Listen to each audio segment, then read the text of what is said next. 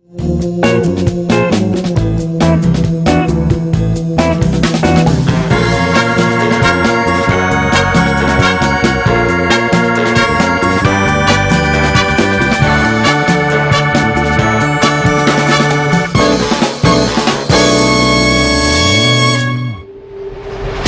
September, bikers from all across the United States gathered at the Texas Motor Speedway for the world's greatest bike build-off.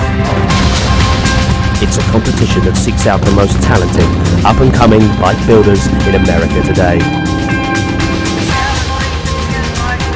Lots of people to this gate spending money in Fort Worth, Texas. Hub of the universe, right here.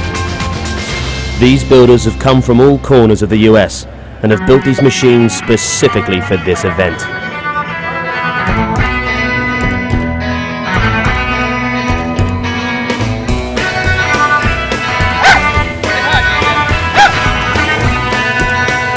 I think people see motorcycles as a way to enjoy being outdoors, enjoy the freedom of the road, and it's not all danger and, you know, knives and chains. You know, that's actually kind of a nice way to spend the afternoon.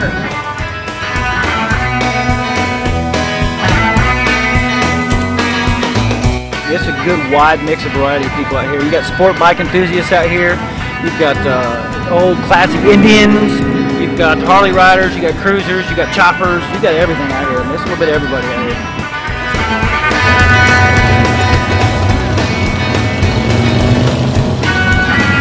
here. The concept of the Biker Bash came about because we noticed that today's market for motorcyclists is completely different than what it used to be in the past. In the past, it was, you know, the old greasy guy that didn't really have any money. You wonder what he did for a living except for hang out at a bar and drink beer all day and ride his motorcycle around.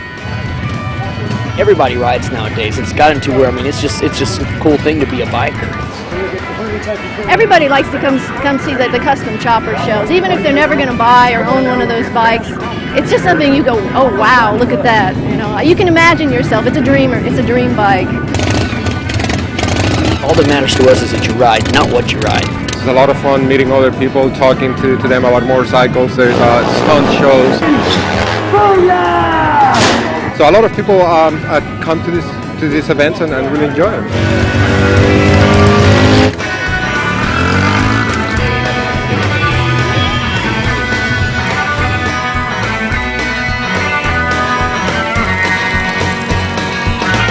Independent bike builders come in and struggle to get into this business, and people like Lewis gave 14 guys an opportunity to come up and get judged by our peers of master builders, to get a great boost by the public, by the master builders themselves, to come up and get a look at our stuff and see what we do. I mean, you can't buy press like that. I mean, Lewis gave us all a great opportunity to get a great boost in this business. I thought it was awesome. You know, there's a lot of custom bike builders out there, but there's not a real organized event that's judged correctly. And all of a sudden you get one guy that enters a bike for the next 3 years in all these different contests. Well, we didn't want that. We wanted to find the newest, hottest, undiscovered talent out there. A guy that I don't care if he's building a bike out of his garage. It's okay. If he has the vision, if he has the artistry, if he has the talent, you know, that's the guy I'm looking for. You actually have to unveil a motorcycle built specifically for this build-off. If there's a single public picture of this motorcycle, if it's been on television, if it's been in a magazine, if it's shown anywhere, you're disqualified. You're out. A lot of these builders have these ideas in their heads, something they've been wanting to build, but it gets real expensive once you start building what's in your mind, what you dream about at night. Man, we've probably got, with everything, probably 70, 80 grand in getting it done. So now we gave them a show big enough to where, yeah, they're going to go the extra mile. Now the only way that we feel that you can really truly judge these people is not by getting the media or a popularity vote or anything like that, or myself to do it. If it ain't got hair on it and 4 legs, I wouldn't know how to judge them anyway. They're pretty exotic. So we picked 11 of the top master builders around the world and invited them to come in and judge the up-and-comers. This is my husband, Jerry. We own Covington's, Cycle City. We came down here. Jerry's one of the judges, and our son, David, is one of the builders in the chop-off, so it's pretty exciting for all of us. So we think he's going to win, but, you know, we're a little prejudiced on that, too. So, no, there's some really good competition. It's going to be tough. I don't envy these guys at all being judges. what we really look for in the judges is we wanted to make sure that we got guys that that had different styles. We don't want just a guy that, you know, he has an old school style and we have 11 of those, because guess what? All the guys that build something that looks like a spaceship aren't going to win. So we picked everybody from legendary Donnie Smith, you know, one of the guys that with Arlen Ness and Dave Perowitz are accredited for starting the custom bike phenomenon you see today, to the guy that just won the World Bike Build-Off with a very radical new design in motorcycles, Joe Martin. I mean, we picked from one end of the spectrum to the other. Well, that's the first time I've seen the bikes, and I just did a slight walkthrough, but some pretty impressive stuff. They've done good. If they've not been found before, they'll get found today. Joe Martin's bike's really cool. I like the way he does his lines and stuff. What I look for is a bike with real style, and it's just with any art form.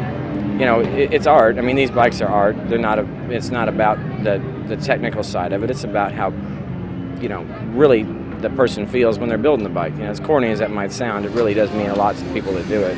You know, when we build a bike, it means so much to us, and I understand that thing.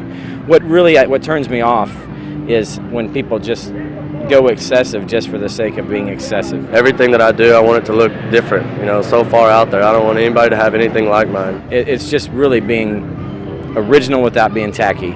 I don't know. It's ambiguous at best, I guess.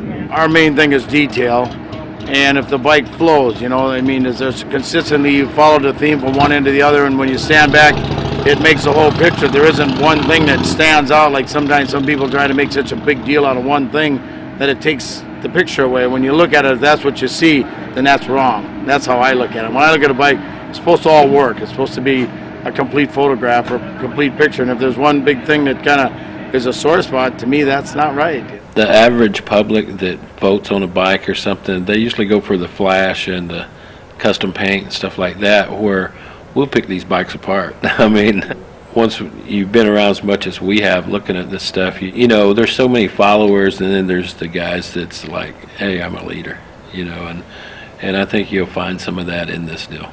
I mean, this is a great honor even to have a bike judged by one of these guys. It's awesome. You know, I met some people this weekend that, you know, it's just an honor to meet them. You know, they're legends, you know, and you finally get to meet them, you know, and you're in an event like this, it kind of, you know, it makes you feel good about even being picked to be here. You know, it makes you kind of feel like you might have accomplished a little bit, you know. I mean, there's not another show in the world that asks the big builders exclusively to judge the hot, young, up-and-coming guys. We pay out one of the biggest prizes in the world, but it's not really about the money. It's about them getting their names out there.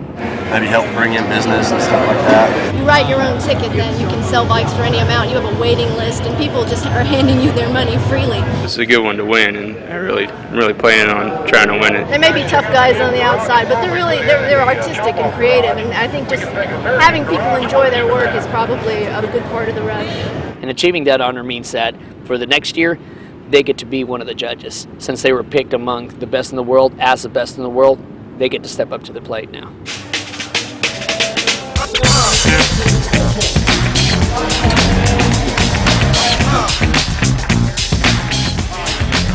Get on my flippy. Coming up in part 2 of the world's greatest bike build-off, we take a look at some of these dream machines and get up close and personal with the people that built them.